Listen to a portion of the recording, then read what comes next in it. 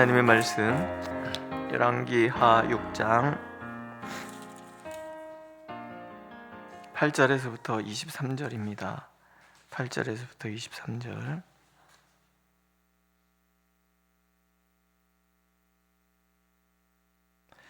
함께 읽겠습니다. 8절. 그때 아람 왕이 이스라엘과 더불어 싸우며 그의 신복들과 의논하여 이르기를 우리가 아무데 진을 치리라 하였더니 하나님의 사람이 이스라엘 왕에게 보내 이르되 왕은 삼가 아무 곳으로 지나가지 마소서 아람 사람이 그곳으로 나오나이다 하는지라. 이스라엘 왕이 하나님의 사람이 자기에게 말하여 경계한 곳으로 사람을 보내 방비하기가 한두 번이 아닌지라. 이러므로 아람 왕의 마음이 불안하여 그 신복들을 불러 이르되 우리에게 누가 이스라엘 왕과 내통하는 것을 내게 말하지 아니하느냐 하니 그 신복 중에 한 사람이 이르되 우리 주 왕이여 아니로소이다. 오직 이스라엘 선지자 엘리사가 왕의 침실에서 하신 말씀을 이스라엘의 왕에게 고하나이다 하는지라. 왕이 이르되 너희는 가서 엘리사가 어디 있나 보라. 내가 사람을 보내어 그를 잡으리라. 왕에게 아뢰어 이르되 보라 그가 도단에 있도다 하나이다. 왕이 이에 말과 병거와 많은 군사를 보내매 그들이 밤에 가서 그 성읍을 에워쌌더라. 하나님의 사람의 사환이 일찍이 일어나서 나가보니 군사와 말과 병거가 성읍을 에워쌌는지라. 그의 사환이 엘리사에게 말하되 내 주여 우리가 어찌하리이까 하니 대답하되 두려워하지 말라. 우리와 함께한 자가 그들과 함께한 자보다 많으니라 하고 기도하여 이르되 여호와여 원하건대 그의 눈을 열어서 보게 하옵소서 하니 여호와께서 그 청년의 눈을 여시매 그가 보니 불말과 불병거가 산에 가득하여 엘리사를 둘렀더라. 아람 사람이 엘리사에게 내려오매 엘리사가 여호와께 기도하여 이르되 원하건대 저 무리의 눈을 어둡게 하옵소서 하매 엘리사의 말대로 그들의 눈은 어둡게 하신지라. 엘리사가 그들에게 이르되 이는 그 길이 아니요 이는 그 성읍도 아니니 나를 따라오라. 내가 너희를 인도하여 너희가 찾는 사람에게로 나아가리라 하고 그들을 인도하여 사마리아에 이르니라. 사마리아에 들어갈 때에 엘리사가 이르되 여호와여 이 무리의 눈을 열어서 보게 하옵소서 하니 여호와께서 그들의 눈을 여시매 그들이 보니 자기들이 사마리아 가운데 있더라. 이스라엘 왕이 그들을 보고 엘리사에게 이르되 내 아버지여 내가 치리이까 하니 대답하되 치지 마소서. 칼과 활로 사로잡은 자인들 어찌 치리이까. 떡과 물을 그들 앞에 두어 먹고 마시게 하고 그들의 주인에게로 돌려보내소서 하는지라. 왕이 위하여 음식을 많이 베풀고 그들이 먹고 마시며 놓아 보내니 그들이 그들의 주인에게로 돌아가니라. 이로부터 아람 군사의 부대가 다시는 이스라엘 땅에 들어오지 못하니라. 아멘. 위기라는 말은 위태롭다라는 말과 기회라는 말의 합성어입니다. 그러니까 위기라는 그 위기의 순간은 위험한 순간인가 동시에 어떤 기회의 순간이기도 하다, 그런 얘기죠. 신앙인에게서 위기가 특별히 그렇습니다. 신앙인에게 위기가 찾아오면 그것은 굉장히 위험한, 위태로운 순간이기도 하지만 그러나 그 위험한 순간에 하나님의 놀라운 반전을 경험하는 그런 시간이기도 한 거예요.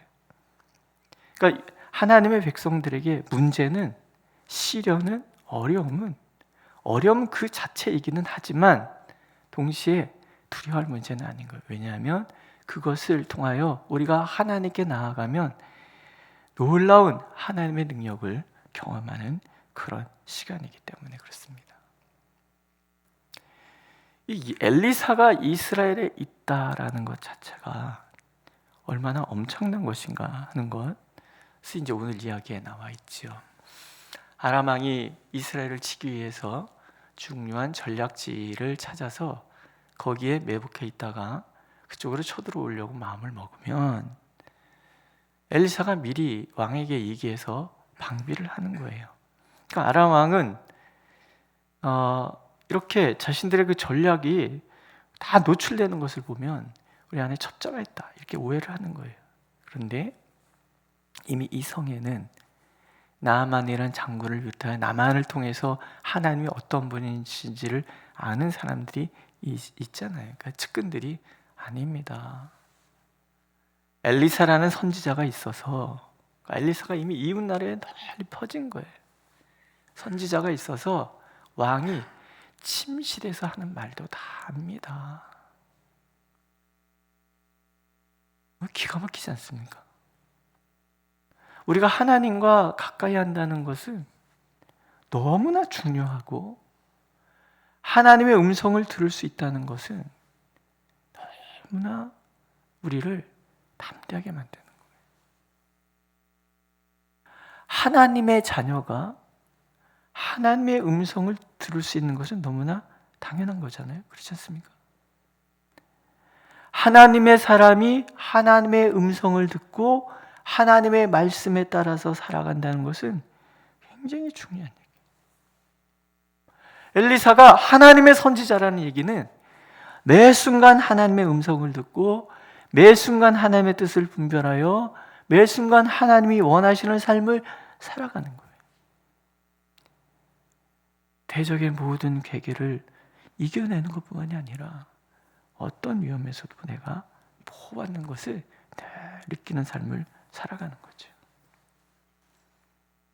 이걸 잘 모르니까 아람 왕이 엘리사가 어디 있는지를 찾는 거죠. 도단성에 있다는 얘기를 듣고 찾아옵니다. 찾아와서 성을 둘러싸는 거죠.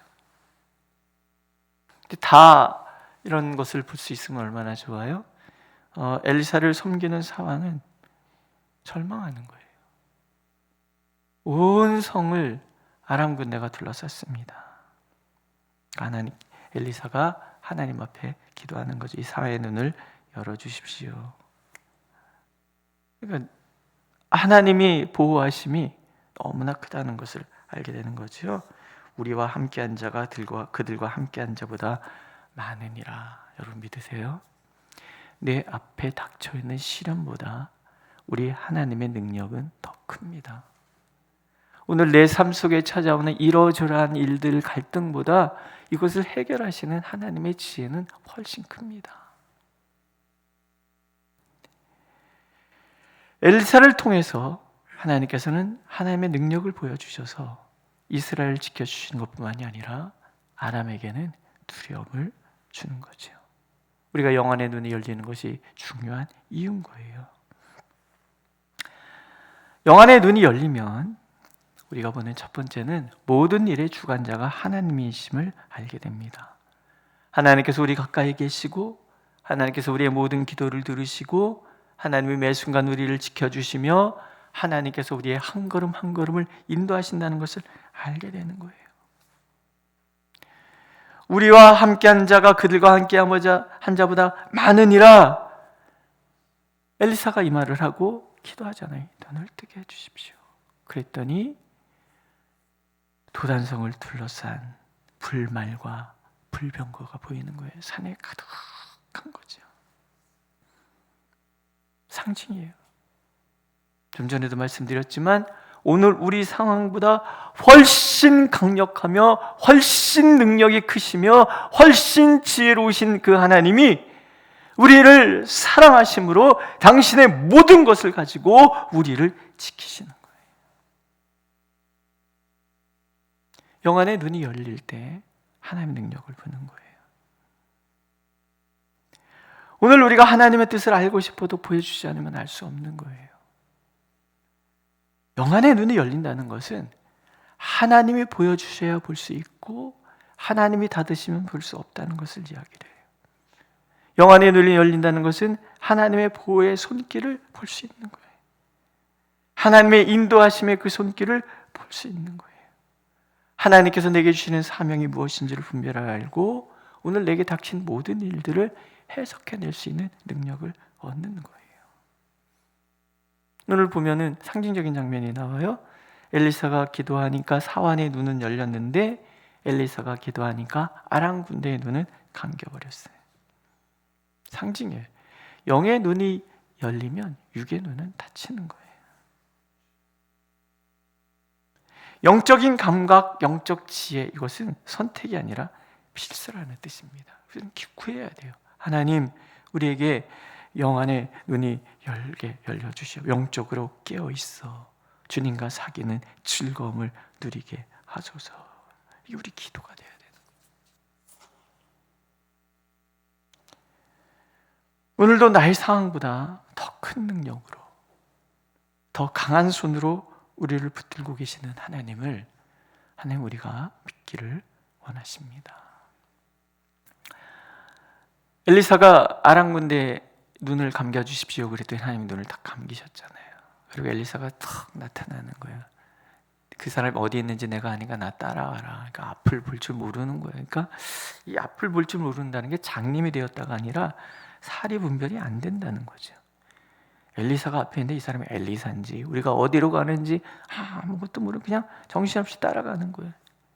따라가다가 보니까 사마리아 성 한가운데 있어요. 이스라엘 왕이 보고 이게 왜 생으로 포로들이 잡혀온 거예요? 죽일까요?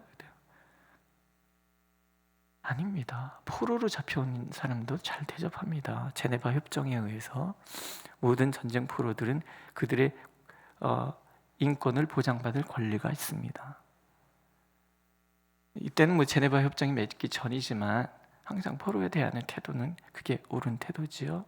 포로인들 우리가 함부로 되겠습니까? 얘들에게 먹여서 보내십시오. 그래갖고 많은 음식을 차려서 이 군사들이 다 먹고 가는 거예요. 하나님의 역사는, 하나님의 능력은 폭력이 아니라 평화라는 뜻이에요. 하나님이 때때로 되게 좀 답답해 보이지 않습니까?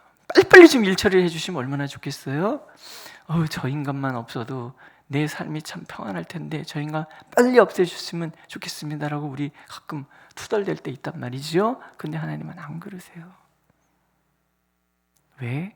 하나님의 목적은 누구를 치우는 게 목적이 아니라 우리가 화평하게 되는 게 목적이에요. 사람을 바꾸시는 게 목적인 거예요.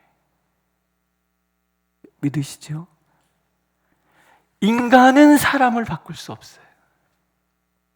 자녀들 키워보셔서 알잖아요. 내 새끼라도 내가 얻지 못하잖아요. 근데 남을 어찌 바꿉니까?